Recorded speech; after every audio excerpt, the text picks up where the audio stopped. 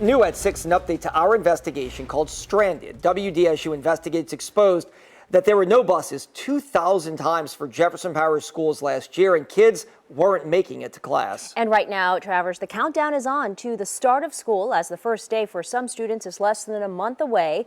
School leaders said change would happen. WDSU investigator Aubrey Killian uncovers the lack of a concrete plan for change, and right now, the clock is ticking.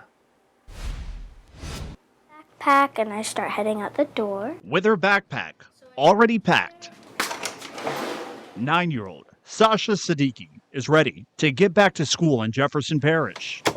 But buses not showing up, they are still on her mind. Sasha, what is it like not knowing if the bus is going to show up or pick you up? What is that like?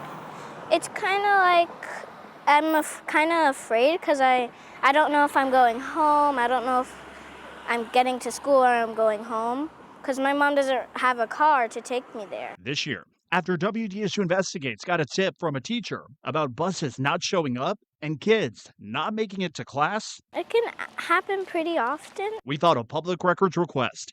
We went through hundreds of records with our national data team.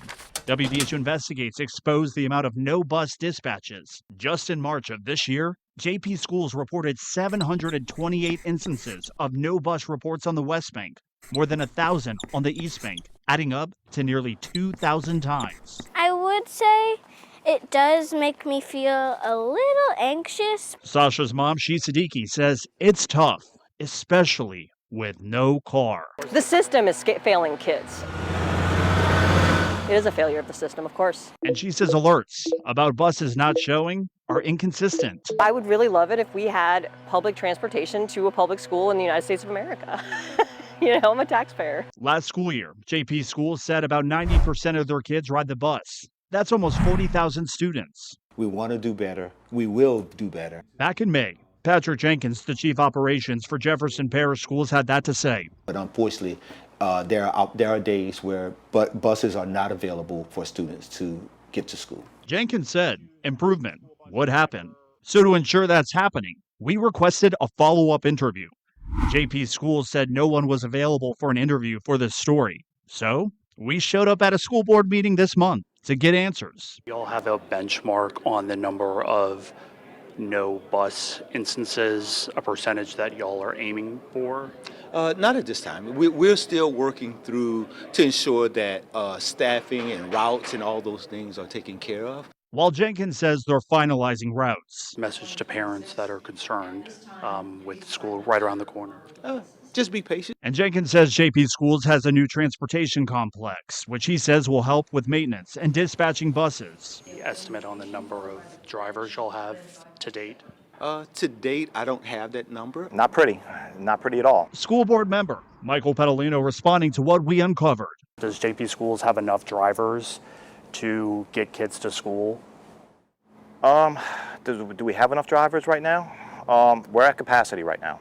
Now, if someone calls in sick, we're going to be in a situation. Pedalino says after seeing our investigation, it's time to draft policy for incentives for new hires, signing bonuses, and cover driver's license fees, having a new reliable transportation fleet of diesel buses, also cleaning up the routes. Investigation that we did, what surprised you the most? Just the amount of people not getting picked up. You know, that's you get kids sitting out there in a corner. It's a dangerous situation. So I take that seriously. Back at Sasha's home, I get my book back. she's excited to get an education next month. You're ready to be back in school.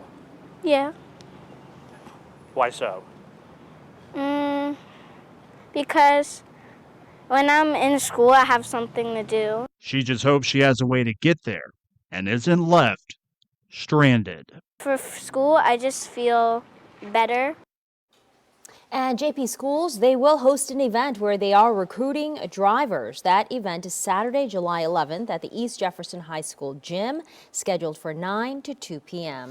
JP Public Schools telling WDSU Investigates they hope to have more drivers by August 1st.